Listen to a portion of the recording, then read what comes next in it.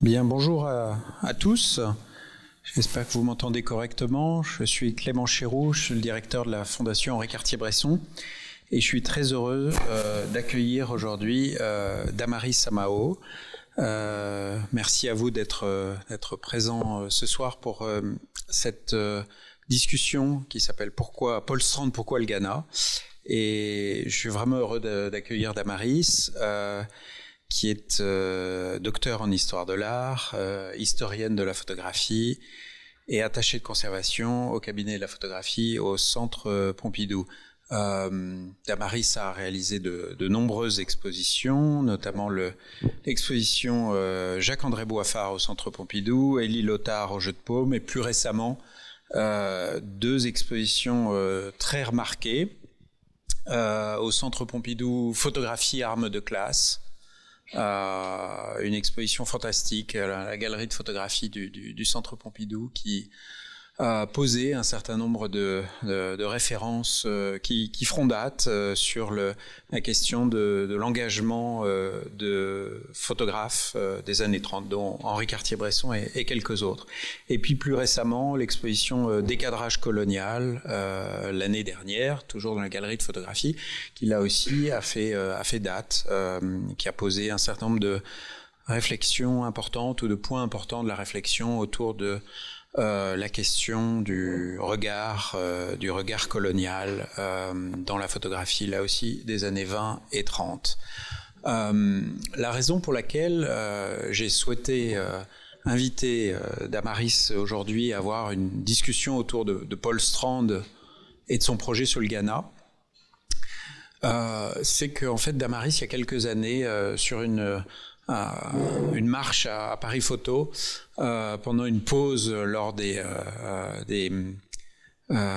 nos déambulations respectives à Paris Photo, m'a raconté un projet qu'elle était en train de préparer, qu'elle est toujours en train de préparer, parce que ça met du temps quand on veut faire sérieusement une exposition.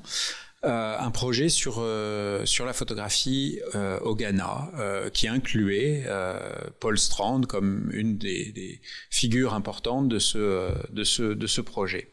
Et Damaris m'a raconté les recherches qu'elle avait entamées sur la question de la photographie au Ghana, sur son intérêt pour Paul Strand. Et donc, c'est à ce titre-là que j'ai souhaité ce soir qu'on discute autour de ce projet de Paul Strand, qui n'est pas le plus connu de Paul Strand, mais qui pourtant est particulièrement important et intéressant. Alors peut-être qu'on peut commencer par ça. Est-ce que peut-être tu peux nous dire ou partager avec l'audience ce soir la structure ou l'idée qui était derrière ce projet sur le Ghana? Tout d'abord, merci Clément pour cette invitation. Plaisir de se retrouver ici à la Fondation Henri Cartier-Bresson et de pouvoir échanger, de continuer finalement nos conversations ici, un peu en public, mais c'est très sympathique. Alors c'est vrai, la première fois que j'ai échangé avec toi sur ce projet du Ghana, j'en étais aux prémices. Je suis toujours en train de travailler dessus. C'est peut-être un vrai projet Covid, parce que le Covid aussi a interrompu un petit peu les recherches que j'aurais voulu mener, mais l'idée de ce projet que j'espère montrer bientôt aux Rencontres d'Art, l'était d'explorer à partir d'un point de départ finalement très personnel, cette question de la photographie du Ghana et comment la photographie a été un instrument aussi pour construire l'image d'une nation. Et le projet de Paul Strand, alors la figure de Paul Strand m'intéresse parce que tu as évoqué photographie armes de classe, projet que nous avons initié ensemble avec Christian Joschke, Florian Ebner qui est là, avec qui on a poursuivi. C'était l'intérêt pour ces figures, ces photographes qui sont engagés et qui constituent finalement une sorte d'international de la photographie. Et la figure de Paul Strand m'intéressait déjà par son engagement, et puis j'étais assez intriguée de me dire mais qu'il avait finalement œuvré au Ghana pays qui m'intéresse parce que je suis originaire du Ghana, mais jusqu'alors je n'y étais jamais allée, et c'était une sorte un bon point de passage, la photographie, pour peut-être finalement remonter aux origines et se poser la question de qu'est-ce que ce pays, pourquoi il génère finalement un imaginaire chez les photographes ou chez quelqu'un de si important comme Paul Strand. Et donc, tout le projet, à partir de Paul Strand, d'autres figures comme James Barnard, comme également Marc Ribot, parce que pendant longtemps, j'ai eu un livre à la maison où il y avait des photographies que je ne savais pas qu'elles étaient de Marc Ribot, mais elles m'ont accompagnée toute mon enfance. Et c'est finalement il y a peu de temps que je me suis rendu compte que c'était Marc Ribot. Et donc, qui m'a finalement permis de m'interroger sur cette attraction que pouvait exercer le Ghana chez les photographes. Et peut-être, et tu l'as dit, le projet de Paul Strand est l'un des moins connus. Je me rappelle d'avoir fait une exposition au Victoria and Albert Museum, de ne pas avoir vu de section dédiée au Ghana. Et peut-être pourquoi aujourd'hui, à la Fondation, tu as eu envie de montrer ce projet qui est finalement peut-être moins connu des spécialistes. Alors en fait, il faut dire que ce projet d'exposition sur Paul Strand est largement basé sur les collections de la Fondation Mapfre à Madrid, qui il y a quelques années a acheté un ensemble assez conséquent de à peu près 130 photographies de Paul Strand. C'est aujourd'hui la collection la plus importante de Paul Strand en Europe, et l'idée était de montrer cette collection. On y a ajouté un certain nombre de prêts du Centre Pompidou, et je remercie les deux représentants du cabinet de la photographie pour ce prêt d'une dizaine de photographies des collections du centre et du film Manata qui introduit l'exposition. Lorsque moi je suis arrivé à la Fondation en décembre dernier, l'enjeu pour moi c'était de scénographier, de repenser un petit peu cette collection de photographies. L'exposition qui est montrée aujourd'hui n'est pas une expo itinérante, c'est la collection de la Fondation Mapfre, mais toute sa structure a été réorganisée ici pour cette exposition à la Fondation. Et en fait, moi, il y a deux enjeux très rapidement qui me sont apparus comme essentiels autour de Paul Strand. C'est d'abord de recontextualiser et de repolitiser Paul Strand, qui a souvent été perçu comme un des grands formalistes de la photographie du XXe siècle, quelqu'un qui se posait plutôt des questions de forme, de photographie, des enjeux de questionner la place de la photographie dans le concert des arts, et c'est vrai que la réception de la photographie de Strand après son décès en 1976 s'est plutôt construit autour d'un Paul Strand esthète, d'images de très grande qualité, de très grande beauté, des images qui permettaient aussi de réfléchir dans la lignée d'Alfred Stieglitz à la façon dont la photographie pouvait se revendiquer comme art. C'est vrai qu'on a toujours un peu mis en avant cette chose-là, enfin en particulier la réception américaine de Paul Strand, et qu'on a un petit peu évacué, voire même complètement évacué, l'aspect politique, l'engagement politique de l'œuvre de Strand. Or, quand on commence à creuser un petit peu autour du parcours de Strand, on se rend compte qu'il n'y a pas un seul projet à partir des années 30 qui ne soit un projet politique, en fait, que chacun des voyages a une destination qui est une destination qui en elle-même est porteuse d'un message ou d'un engagement politique. C'est pas un hasard si dans les années 30, Paul Strand est au Mexique, pays qui a fait sa révolution et qui a mis en place un certain nombre de réformes sociales, droit du travail, éducation, réforme agraire, etc., etc. Paul Strand va travailler pour le gouvernement, va faire un film Redes que nous diffuserons au cinéma Christine le 13 avril prochain, qui est un vrai film politique d'engagement, qui montre la révolte de pêcheurs mexicains contre un exploitant qui réduit les marges, si j'ose dire. Et Paul Strand ne va cesser à partir de ce moment de faire des projets qui à chaque fois sont marqués par un engagement politique très fort.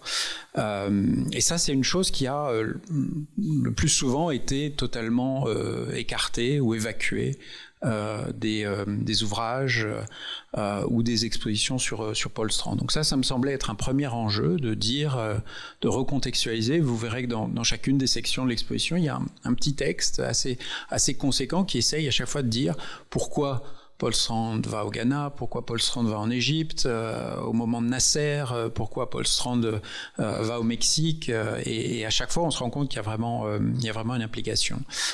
Et ça, c'était vraiment la première idée. La deuxième idée de cette exposition, c'est qu'il m'est apparu absolument crucial d'organiser l'exposition autour du rôle qu'ont joué les livres dans l'œuvre de Paul Strand.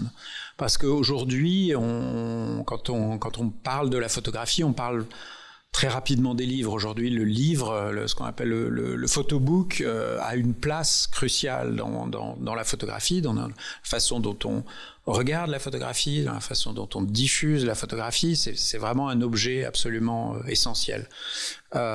C'était pas forcément le cas au XXe siècle, notamment en 1945, lorsque Strand a réalisé son premier livre, avec Nancy Newhall, conservatrice au MoMA de New York, et qu'ils ont décidé ensemble de se lancer dans un projet de livre.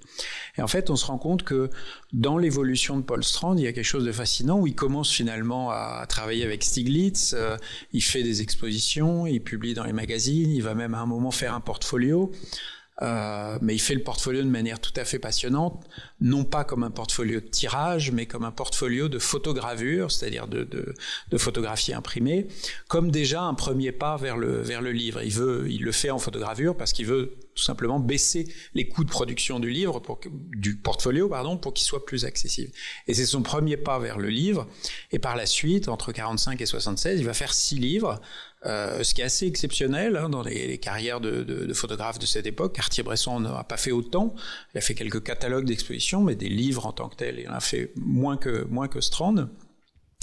Et donc le livre est effectivement un objet crucial dans le développement de l'œuvre de Paul Strand, où il commence à faire des expos, ensuite il fait un portfolio, il fait du cinéma, et puis il se rend compte à un moment que le cinéma c'est quand même assez compliqué, qu'il y a besoin d'avoir toute une équipe derrière soi, que les projets sont lourds, etc., etc.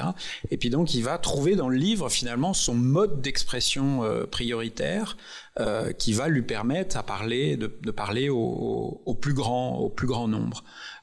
Et je voulais absolument que dans cette exposition, la place du livre soit mise en évidence. Alors, c'est difficile d'exposer des livres, donc on expose des tirages qui sont issus de ces livres, on a respecté les séquences des livres, parfois on recrée des doubles pages qui correspondent au livre, on a à chaque fois le livre qui est présenté dans sa version originale sous un plexi, et puis on a un endroit dans l'exposition où on a les livres que le public peut feuilleter en version plus tardive.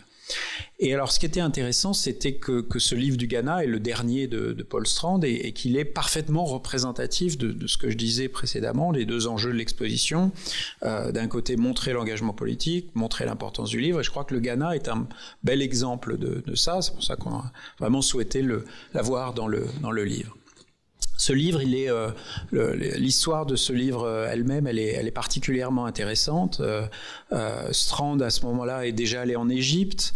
Il a déjà travaillé aussi au Maroc et il a envie de descendre un peu sur le continent africain et notamment il a envie d'explorer un pays subsaharien et souvent chez Strand les envies sont toujours liées à une notion de lieu. Il y a toujours cette volonté chez lui de trouver un lieu qui soit représentatif d'un ensemble plus large, un ensemble géographique plus large. C'était déjà le cas avec Unpaese, où il s'agissait de trouver une ville qui parle d'un pays en tant que tel, l'Italie. La France de profil, c'était parti aussi comme ça. Il s'agissait de trouver le village. Finalement, ça s'est étendu à la France elle-même. Et il y a toujours chez Strand cette volonté vraiment je crois que la citation qui est au-dessus de nous le dit très bien, d'arriver à trouver un lieu qui parle d'une communauté, d'une certaine manière.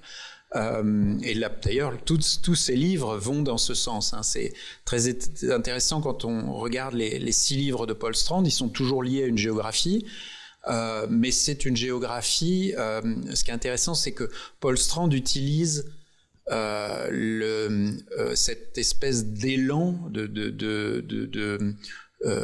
l'édition de son époque, l'édition de la seconde moitié du XXe siècle, qui publie surtout des livres de voyage. Il y a toute une tradition de livres de voyage dans la seconde moitié du XXe siècle, et que Strand va utiliser cette appétence des éditeurs pour faire un livre sur l'Italie, un livre sur le Ghana, pour vraiment proposer des projets qui sont vraiment des projets politiques. Et en fait, les choses vont se déclencher à la rencontre d'un personnage tout à fait passionnant qui s'appelle Basil Davidson, qui est un ancien agent des services secrets britanniques, qui a travaillé en Hongrie, en Bulgarie, qui a toujours dit non, je suis pas vraiment communiste, mais qui clairement a des accointances communistes. Ça aussi, c'est une chose absolument fascinante quand on commence à regarder tous les noms de tous les gens qui travaillent avec Strand sur ses livres. Grosso modo, c'est soit des anciens communistes, soit des agents secrets, soit des agents doubles au service de l'Union soviétique. Enfin, vraiment, le réseau parle de lui-même. Et donc, il rencontre Basil Davidson à Paris en 55. Ils sont introduits par des accointances du domaine du cinéma, où Strand est encore très, très, très actif, même s'il ne réalise plus lui-même des films.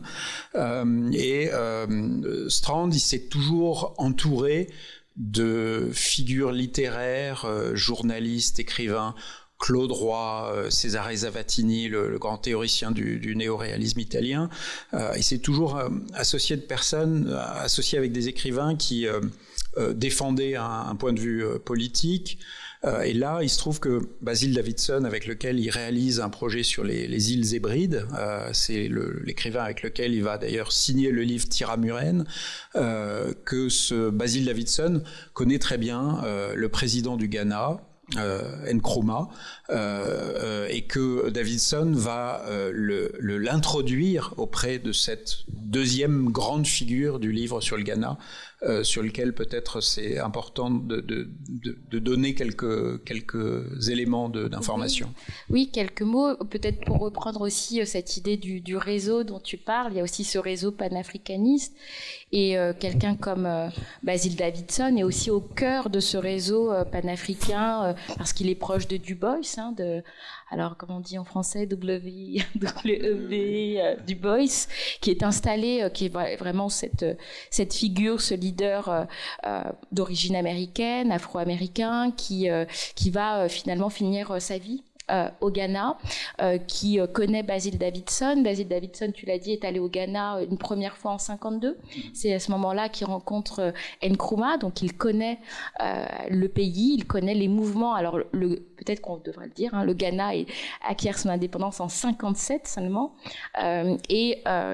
Kwame Nkrumah est vraiment une figure très importante dans ce mouvement d'indépendance, puisque le Ghana est considéré comme l'un des premiers, comme le premier pays de subsaharien à acquérir son indépendance en 57 à l'égard de l'Empire britannique. Et Joe, c'est un vrai lapsus parce que c'est mon oncle Joe Nkrumah, mais Kwame qui a été appelé d'après Kwame Nkrumah, et Kwame Nkrumah fait partie de cette même génération de leaders de l'indépendance qui vont étudier en Angleterre. Je ne sais pas si c'est déjà là qu'ils rencontrent Du Bois aussi dans ses premiers réseaux qu'il y a dans l'entre-deux-guerres, et qui, un peu comme toute une génération de leaders indépendantistes, vous connaissez un peu la trajectoire de Gandhi, va œuvrer dans son pays et à l'extérieur pour, alors d'un point de vue légal, en étant le leader d'un parti qui va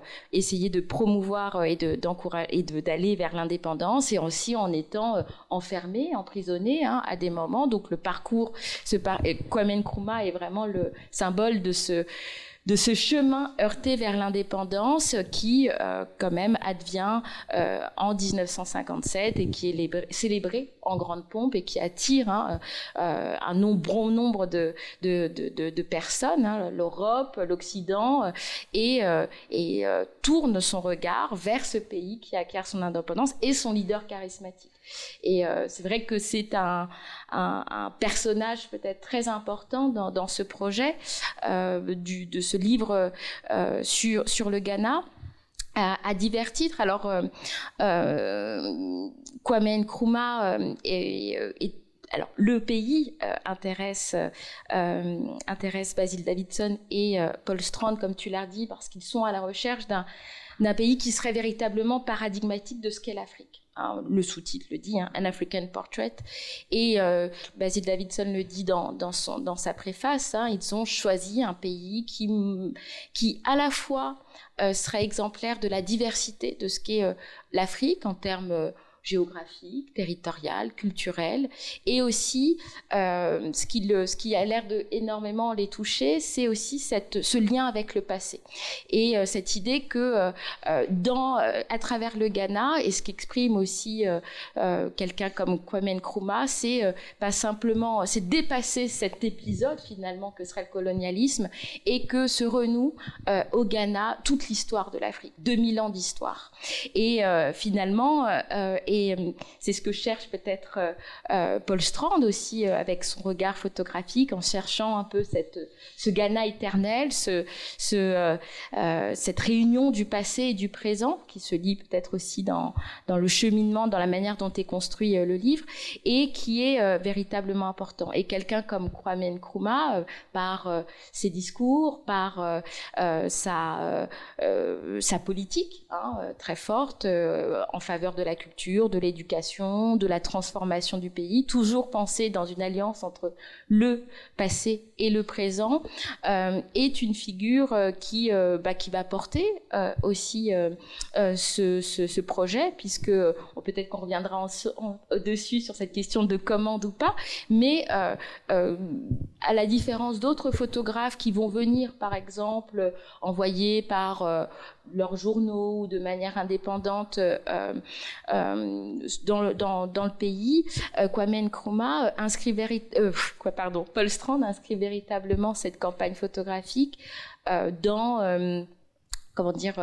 sous la tutelle finalement de Kwame Nkrumah. Alors j'ai pas encore vu les lettres, mais qui sont dans les archives de Paul Strand, et j'ai hâte de les voir puisqu'il y a des échanges de correspondance entre Basil Davidson et Paul Strand et Du Bois également, qui montrent aussi que c'est finalement peut-être un projet bien sûr de Paul Strand, mais aussi porté par Kwame Nkrumah et plus généralement par cette nouvelle nation.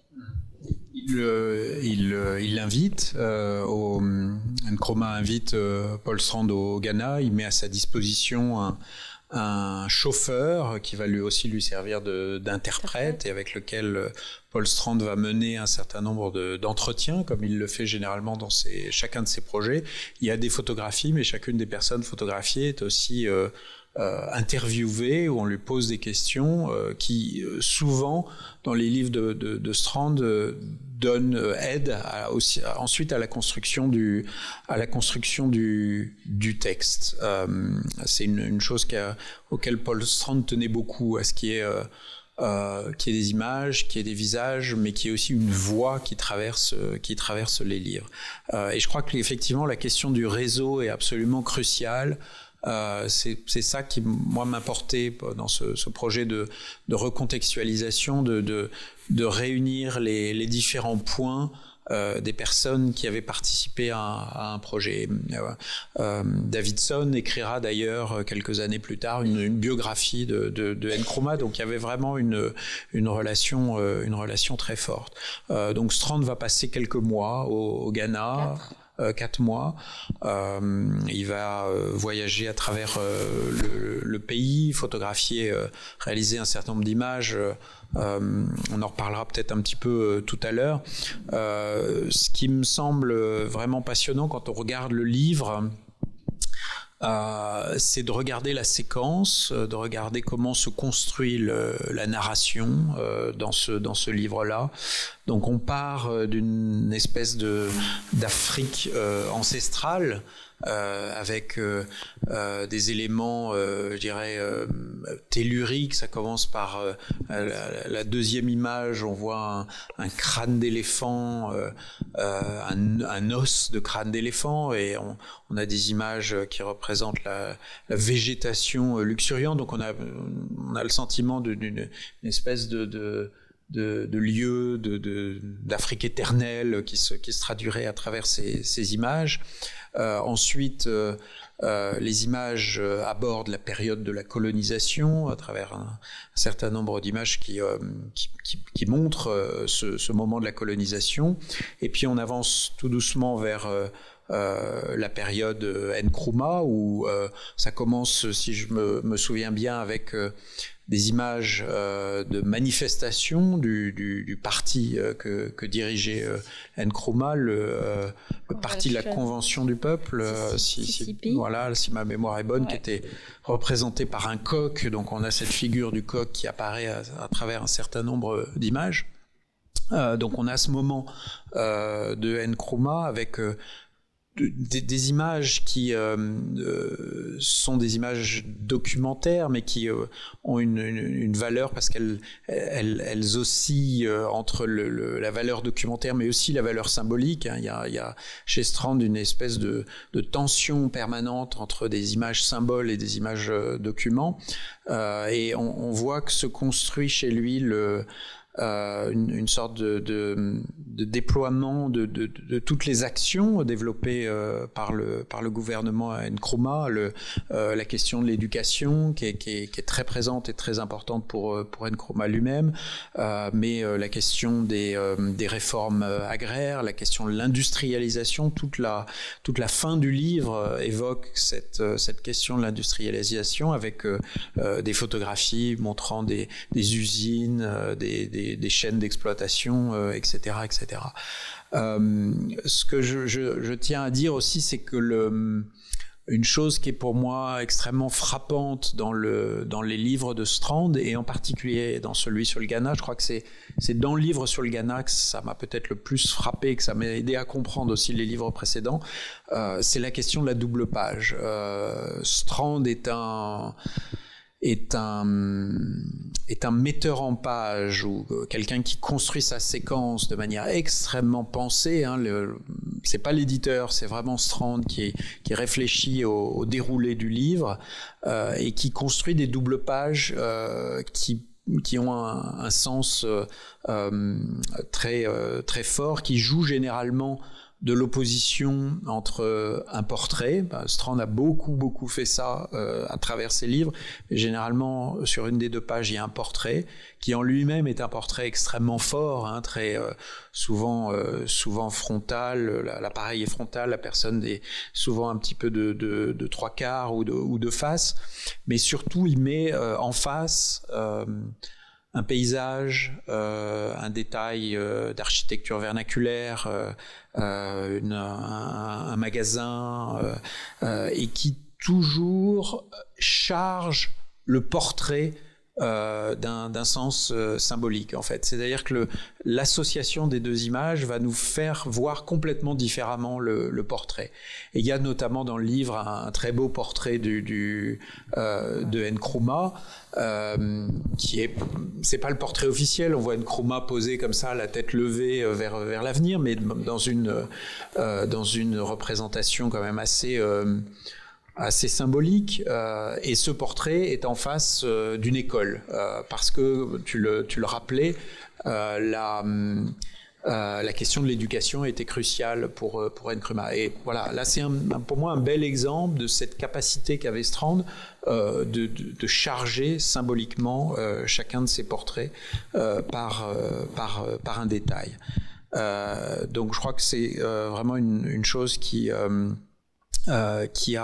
été importante dans le travail de Strand sur la réalisation de ce livre-là. Et puis il y a des textes, peut-être tu veux dire un mot sur à la fois le texte de Davidson, mais les autres textes qui accompagnent ce livre.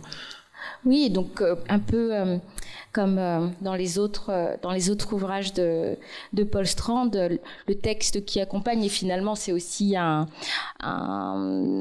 un peu dans les formes de ces livres sur les pays où que tu rappelais ce détournement de cette catégorie du livre de voyage ou du portrait de pays, pour reprendre un autre terme, et il reprend toujours cette forme des photographies et du texte, d'un poète, d'un spécialiste qui l'accompagne. Ici, Basil Davidson essaye de faire un portrait qui ne soit pas redondant avec ce que propose finalement Paul Strand. Il essaye de donner une mise en perspective pour un public qui est invité à sortir de sa vision d'une Afrique mystérieuse et obscure.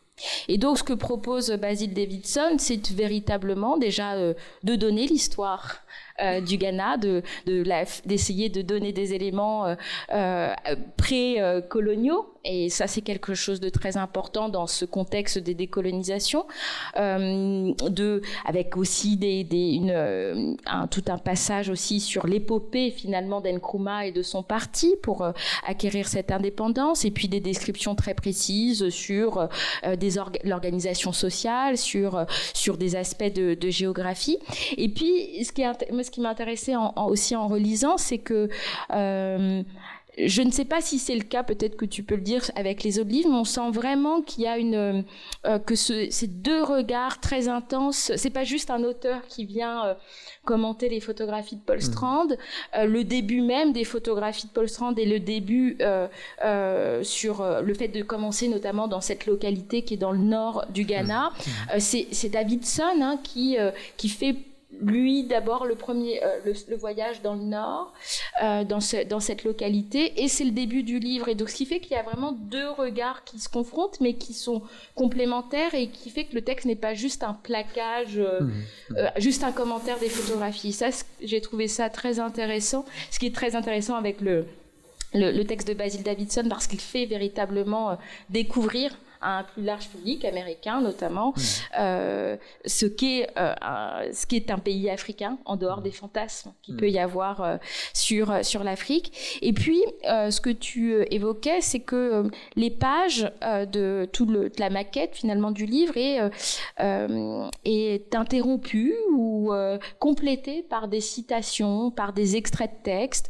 Alors, ça peut être des extraits de texte d'Nkrumah lui-même, mais aussi des adages anonymes, des adages ghanéens, de la poésie, notamment on a un extrait de texte de Efua Sutherland, qui est une figure très importante, une dramaturge, écrivaine ghanéenne, qui a elle-même fait un livre de photographie qu'elle arrive à publier dès 1961 avec un autre photographe américain. Et donc ce sont des poèmes, des adages qui viennent finalement signifier une sorte de, je sais pas comment, des adages qui montrent le bon sens, une sorte de bon sens ghanéen, ou une vision aussi, une vision, peut-être comment le dire, mais finalement qui vient là aussi apporter une sorte d'équilibre, et montre aussi l'intelligence d'un peuple d'une certaine manière, qui a une sorte de sagesse, dans sa sagesse populaire, grâce à sa sagesse populaire aussi construit son futur et va vers la modernité. Et donc, je ne me rappelle pas que ce soit le cas dans les autres livres de Paul Strand, mais ces sortes parfois juste des petits haïkus de ces poèmes ou de ces proverbes ghanéens, viennent aussi à dialoguer avec les photographies de Paul Strand. C'est le cas en fait dans le premier livre sur la Nouvelle-Angleterre, où là le texte, enfin le fil photographique est associé à un certain nombre d'extraits de textes ou de poèmes d'auteurs de la Nouvelle-Angleterre. Donc c'est le cas, mais après ça sera pas du tout le cas. Les autres livres sont plutôt une sorte d'association au même niveau pour les deux, d'un texte écrit par un auteur et du photographe. Et je crois que c'était très important pour Strand d'associer un auteur qu'il mettait à son égal. C'était pas du tout comme souvent dans les années 30, en particulier en Europe, le photographe qui demandait à un auteur fameux de venir illustrer ces images par un texte, d'une certaine manière. Il y en a eu beaucoup dans l'histoire de la photographie, Kertész demandant à Pierre Macorlan d'écrire un texte, Brassailles demandant à Paul Morand d'écrire un texte. Enfin, vraiment, c'était un des grands classiques de la période de l'avant-guerre. Et là, Strand instaure un autre niveau de collaboration où l'auteur, en l'occurrence ici Davidson, est au même niveau que sa proposition photographique. Et si je me souviens bien, les textes des auteurs ghanéens ont été ajoutés à la fin du processus, je crois, dans une discussion probablement avec l'éditeur qui était Aperture. Parce qu'en fait, ce livre a connu une certaine difficulté dans son chemin vers l'édition, puisque les prises de vue se font pendant l'hiver 63-64. Strand y passe 4 mois, il revient, il fait un certain nombre de tirages, 400 tirages. Le livre compte finalement une centaine de photographies. Il y a une maquette qui est prête dès 65. Strand va même à Londres où Nkrumah est en voyage pour lui montrer le livre. Ils en discutent ensemble. Je crois qu'il y a une discussion sur le portrait d'Nkrumah. Est-ce que ça doit être le frontispice ou est-ce que finalement on le ramène à l'intérieur du livre? Donc il y a là aussi une question de la place de Nkrumah dans le livre. Et puis en fait l'année suivante il y a le coup d'État, tentative d'assassinat même je crois de Nkrumah, destitution, il va partir en exil. Il y a donc une période politique très difficile à ce moment-là pour le Ghana, et le livre va souffrir, enfin le projet de livre plutôt va souffrir de ça, puisqu'il ne va cesser d'être délayé. Les éditeurs qui là encore s'étaient engagés sur un livre qui était finalement à la gloire de la politique de Nkrumah se sont retrouvés un peu en difficulté de dire on sort ce livre d'un président finalement déchu. Et c'est en fait Nkrumah va décéder en exil en 72 en Roumanie, et donc ça va aussi changer les choses, c'est-à-dire qu'au moment de sa mort, ça va d'une certaine manière complètement transformer les perspectives éditoriales sur ce livre. Et finalement, en fait, à la fin des années 60, Strand a entamé une relation assez forte avec l'éditeur Aperture aux États-Unis, Michael Hoffman, qui à cette époque-là dirige les éditions Aperture. Il y a un certain nombre de projets qui se mettent en place, notamment de première grande rétrospective de Paul Strand. Il y a des discussions qui se font sur un certain nombre de projets de livres. Il y a des discussions aussi sur le futur des archives de Strand qui se lancent à ce moment-là avec Aperture. Et c'est finalement Aperture en 76 qui va publier le livre l'année même de la mort de Strand. C'est finalement un livre qui aura un long chemin vers la parution, et je trouve que c'est parmi tous les livres de Paul Strand, ça lui donne un poids particulier. Moi, je dois avouer que c'est vraiment un des livres qui me touche le plus dans sa construction, dans son engagement et dans sa puissance poétique. C'est un livre que toi tu regardes aussi au regard d'autres livres qui ont été publiés sur le Ghana. Je crois que c'est aussi important de le réinscrire dans le contexte des autres publications. Peut-être tu veux nous dire un mot et peut-être je vais les présenter si je les trouve. Oui, alors peut-être pour, il y a... c'est déjà un aspect pratique, hein, le fait de passer par le livre, parce que parlant effectuant les recherches de France sur un pays qui a été colonisé par l'Empire britannique, c'était pas forcément facile de trouver de la matière. Et donc passer par le livre de photographie pour déjà se construire une sorte de source de quel type de narration on développe à cette époque-là, c'était finalement voilà une dimension assez pratique pour moi pour commencer à avancer sur le projet. Et puis aussi parce que je l'ai dit, hein, de manière, j'ai apporté plusieurs livres, mais deux en particulier. Un ici qui est signé, dont le texte est signé par Jeanne Rouch et que j'évoquais au tout début, qui est illustré de photographies de Marc Ribou, et que pendant longtemps, donc ça fait partie de cette fameuse série d'ouvrages et d'éditions qui se développent dans l'après-Seconde Guerre mondiale, notamment en Suisse romande, avec toutes les atlas du voyage, voilà, toute cette grande époque du livre, du portrait de pays, du livre de voyage. Et Jeanne Rouch associée à Marc Ribou, Jeanne Rouch qui connaît très bien avec Jean Rouch. Alors c'est en termes d'invisibilisation, c'est assez génial. Jeanne et Jean, donc qui était la première compagne de Jean Rouch, avec qui elle a voyagé énormément en Afrique. On connaît très peu de choses d'elle aujourd'hui, mais voilà, elle connaissait très bien le Ghana et elle est invitée à écrire, voilà, à faire ce volume. Et ce livre, au tout début, hein, qui est vraiment un parcours de cette nouvelle nation. De cette nouvelle nation au début des années 60, propose un parcours sur toutes les dimensions du Ghana, historique, les nouvelles politiques, l'éducation, et puis aussi toujours ces adages, hein, ces proverbes qui montrent la sagesse de ce peuple tourné vers l'avenir.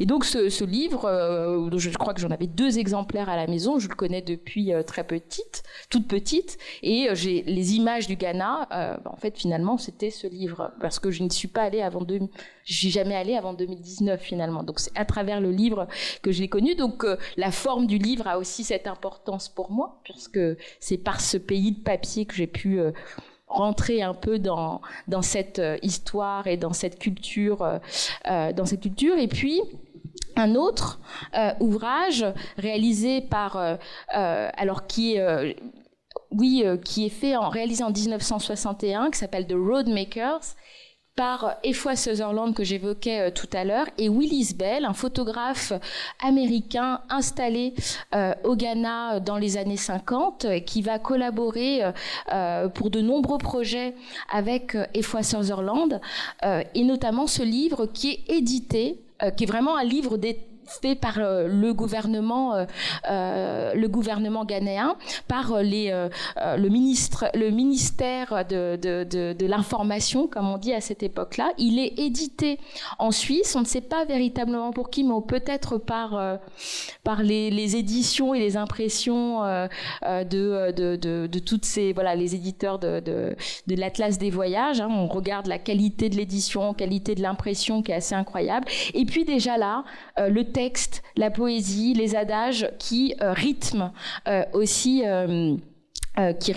voilà, la maquette, et qui me faut penser aussi que peut-être Strand et Davidson se sont inspirés peut-être de ce premier livre pour leur propre ouvrage. Et donc ce qui est intéressant, et cette thèse qui revient assez souvent dans les livres et dans d'autres, alors je t'en ai amené un autre qui est Ghana Past and Present, c'est cette idée que c'est une nation qui construit sa route toujours entre le passé et le présent, et grâce à l'éducation, grâce à la culture, cette nation, hein, va pouvoir rayonner et se construit son identité. Et moi, ce qui m'intéressait quand on se posait la question est-ce que c'est le projet de Strand, est-ce que c'est véritablement une commande ou pas? Alors c'est vrai que Strand et Davidson ont envie de faire un livre, de trouver un pays en Afrique qui permettrait qui serait paradigmatique de ce qu'est l'Afrique contemporaine. Mais le fait que Ken Nkrumah accepte aussi cette commande et qu'il l'encourage était aussi pour moi montrait aussi qu'il y avait une sorte de désir, d'agentivité et puis aussi une compréhension du rôle de la photographie bien sûr par Nkrumah, mais aussi par tout son gouvernement à cette époque-là. Et donc, ce qui en fait aussi pour moi peut-être pas une commande au sens de la commande publique, mais aussi une véritable volonté de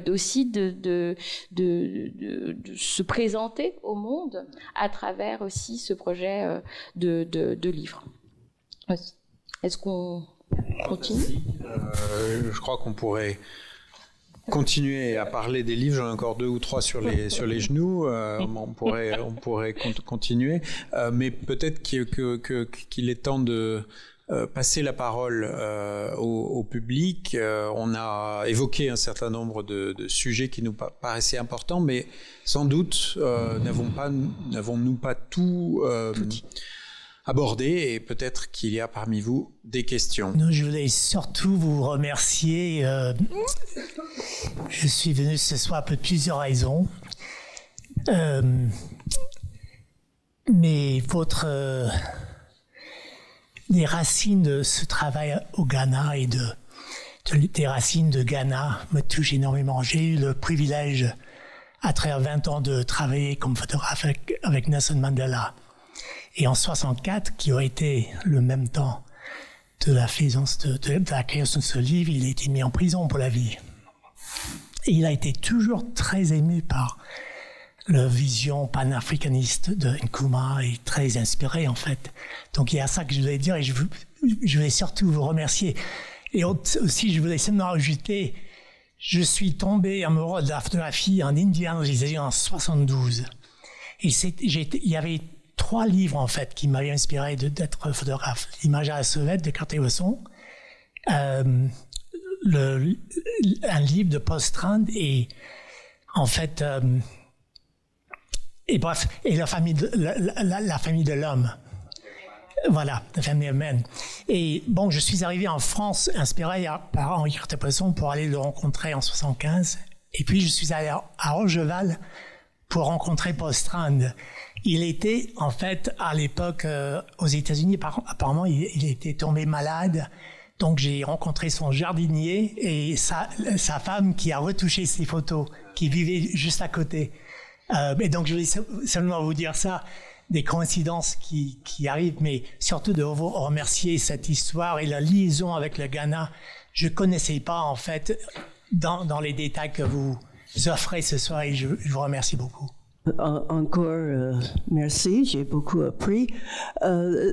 J'ai juste une question, puisque comme vous avez bien décrit la beauté du livre et la qualité d'imprimant, je pense tout de suite à Camera Work, puisque Stiglitz était un photograveur, il avait toute... non, mais il a gagné sa vie avec ça, il a tiré ça avec un partenaire. Et Camera Work, si on lit leur texte, c'est très important. Intégré avec les plus grands écrivains, avec la poésie, etc. Donc le format, c'est la même chose. Et c'est pas en 39 ou 46, mais Camera Work, c'était dans les années 10. Et puis aussi, ce qui est important, j'étais ravie quand je suis arrivée au point d'expo où les livres étaient pour nous, puisque Strand avait fait les photos avec l'idée qu'on va voir les photos de manière horizontale. C'est les lap books, comme un laptop computer aujourd'hui. Et c'était vraiment dans cet esprit qu'il a fait un angle parfois un peu curieux, mais c'était pour ça. Et aux États-Unis, on a une longue histoire de mettre les choses par terre ou horizontales avec les rouleaux chinois qui sont beaucoup appréciés. Et Jackson Pollock a mis la toile par terre, mais je peux rencontrer 200, mais c'est une tradition et il faut vraiment voir ces photos, comment voir un grand lourd livre sur les genoux. Merci beaucoup que vous avez donné accès comme ça. Non, ce que vous dites me semble absolument crucial. Le rôle de Camera Work a été dans les années de formation de Paul Strand absolument crucial. Le dernier numéro de Camera Work est entièrement consacré à Paul Strand, avec quelques éléments de O'Keeffe, mais c'est vraiment la façon dont Stiglitz a terminé son aventure Camera Work en dédiant un numéro spécial à Strand. Et donc vous avez raison, c'est une chose tout à fait importante. Ce que je trouve passionnant, c'est en fait l'imbrication entre cette formation avec d'un côté Stiglitz, Alfred Stiglitz, de l'autre Lewis Hine aussi, qui a eu un rôle très important dans la formation de Strand, qui sont un peu les deux pôles, les deux polarités de la carrière de Strand, avec d'un côté quelque chose qui serait vraiment très lié à l'art, mais de l'autre quelque chose de très social aussi, avec... Là, je conteste. D'accord. Puisque Stiglitz, bon, il était politique, c'était un pacifiste, mais il était surtout spirituel. Uh-huh. Et c'était un alchimiste, ouais. Donc Camera Work, le Louvre. Uh-huh. Mais donc il avait un agenda aussi. Mais ouais. Hine, de ce côté, il était très esthétique. Et quand on lit comment il a enseigné la photographie dans le lycée, ouais. C'était avec la composition, le notan, toutes les règles pour une esthétique très importante. Et Hine a insisté, il faut mettre les choses nettes et bien composées pour que c'est lisible. Sinon, on ne peut pas communiquer un message. Donc, je trouve pas que les deux sont en opposition. D'ailleurs, c'était les ennemis et tout le monde connaît tout le monde. Et c'est Hine qui a emmené Strand chez Stiglitz. Donc, vous avez raison de préciser que les choses sont mais les deux avec Clarence White et Columbia, tout le monde a eu la même formation en photographie et c'était très esthétique. Tout à fait. Donc, il n'y a pas d'opposition à faire. C'est juste politique et pas spirituel, mais pourquoi pas. Est-ce qu'il y a d'autres questions dans la salle? Bonjour, merci beaucoup pour votre conférence. Moi, j'avais une question qui rejoignait un peu ce que disait la collègue devant, sur quels sont les liens finalement entre Strand et bon les photographies faites par la FSA, de Dorothée Lange, tout ça, qui ont été vraiment des photographies très importantes pour politiser justement, enfin qui étaient vraiment engagées politiques. Est-ce que il y a un lien entre ces photos et Strand dans l'approche qu'il a au Ghana et ailleurs d'ailleurs? Est-ce qu'il s'est inspiré? Est-ce qu'il y a eu quelque chose là-dessus ou pas du tout? Enfin, je ne sais pas. Alors en fait, Strand est associé au moment de la Farm Security Administration, mais non pas par les photographies, mais par le film, puisqu'il réalise, les dates m'échappent à l'instant, 36 ou 37, le film The Plow That Broke the Plain, la charrue qui a fendu la plaine. Et qu'il le réalise dans ce contexte-là, avec la même volonté politique, pédagogique de la Farm Security Administration.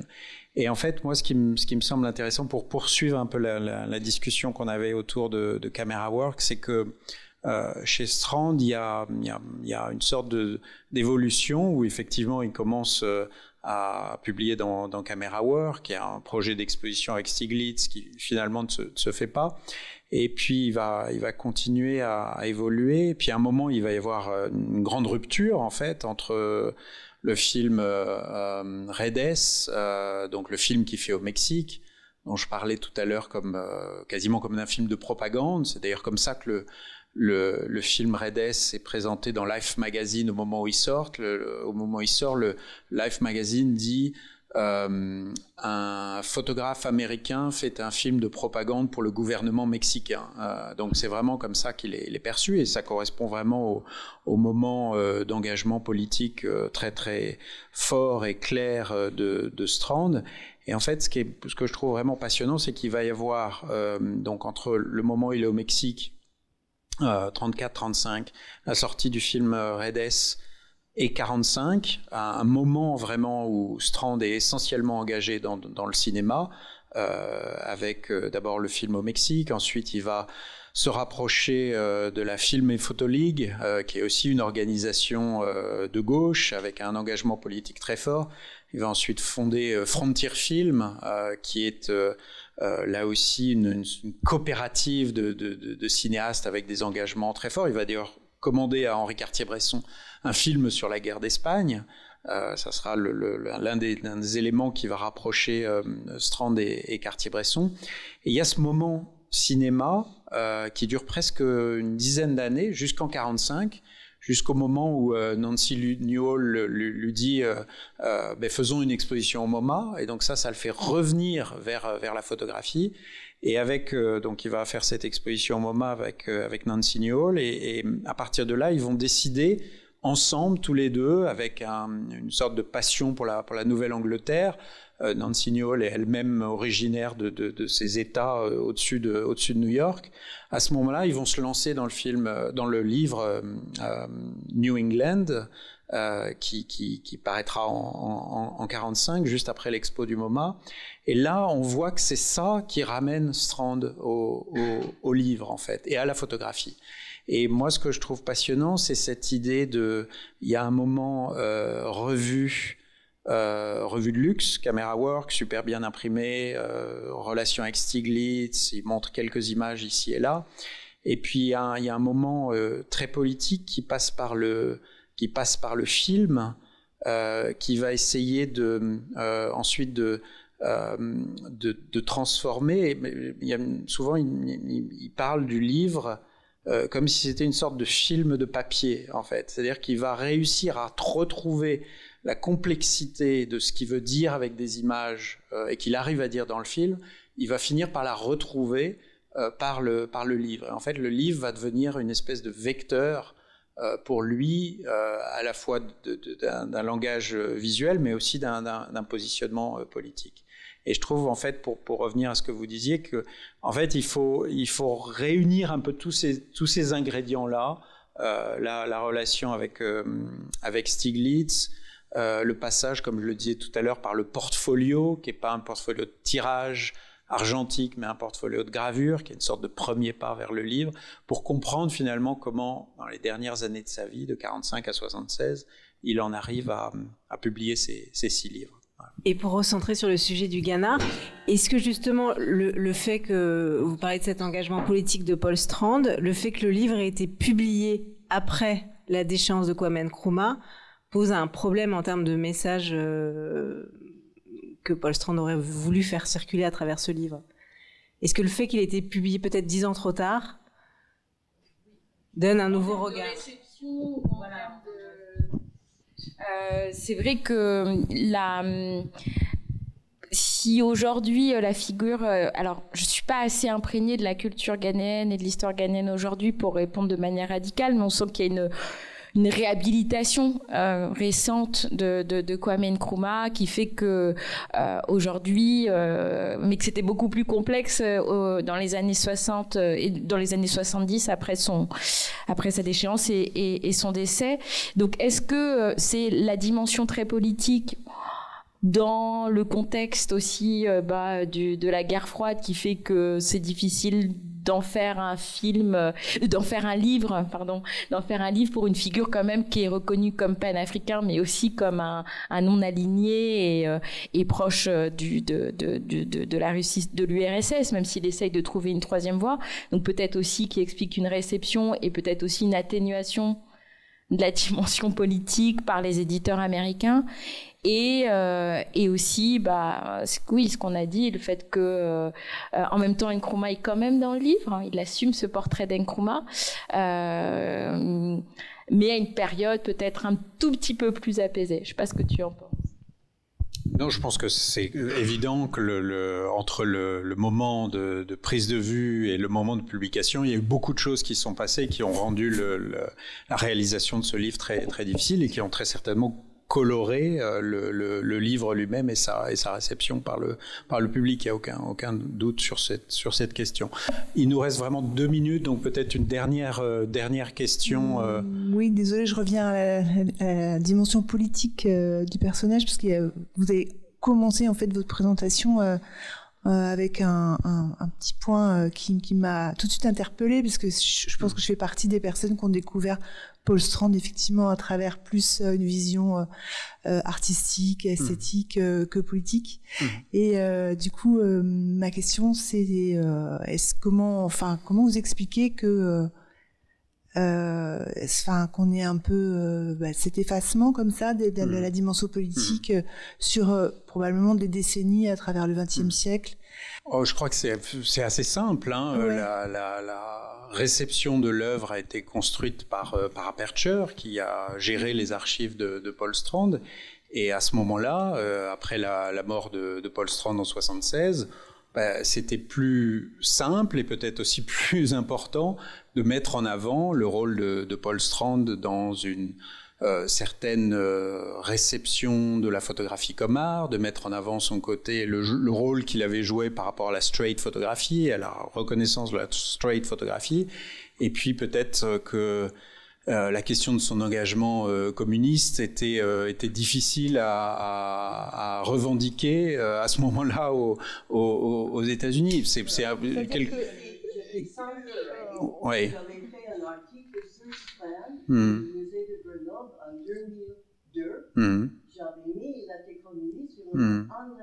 Ouais. C'est une chose tout à fait courante dans l'histoire de la photographie. C'était la même chose pour Henri Cartier-Bresson, où l'engagement communiste de Cartier-Bresson après la fin de la Photoligue, en fait, c'était par rapport à la Photoligue aussi que je m'interrogeais. Est-ce que c'est toujours la même chose qui est en train de se passer finalement? En fait, on essaie un petit peu toujours de... Vous avez raison de signaler la Photoligue. Il faudrait aussi très clairement dire que quand Strand est venu en France, c'est pas simplement parce qu'il aimait la France et il avait envie de vivre en France, mais c'est aussi parce qu'aux États-Unis, il y avait le macartisme, et comme un certain nombre d'autres photographes qui avaient participé aux activités de la Photoligue ou de Frontier Film ou d'un certain nombre d'autres institutions qui étaient blacklistées comme des institutions subversives et anti-américaines, ça devenait assez compliqué de travailler aux États-Unis. Le photographe américain Louis Stettner, auquel j'avais consacré une exposition au Centre Pompidou, était exactement la même situation. Il avait eu donc il faisait partie aussi de la Photoligue. Il est venu en France au même moment que Paul Strand. Ils se voyaient d'ailleurs beaucoup entre eux. Et Louis avait eu des soucis, y compris aux États-Unis, mais y compris en France, hein, puisqu'à un moment il a travaillé pour le plan Marshall, et qu'à un moment son contrat avec le plan Marshall s'est arrêté parce que tout simplement ses employeurs ont compris qu'il avait été associé à certaines de ces associations, et par la suite Louis avait beaucoup de mal à parler de son engagement communiste. En fait, il y avait une sorte de comment dire, d'autocensure en fait sur ces questions-là. Donc c'était le cas aussi avec Cartier-Bresson. Enfin bon, on pourrait faire une longue discussion autour de ces relations difficiles entre la construction de la reconnaissance de la photographie et l'engagement politique d'un certain nombre de photographes de gauche. Ça serait tout à fait passionnant. Oui, mais je crois que ça pourrait être l'objet d'une prochaine discussion. Il est 19h05 et malheureusement on va devoir terminer ici. Je vous remercie tous de votre attention et de vos questions. Et je vous donne rendez-vous à bientôt pour d'autres discussions. Merci.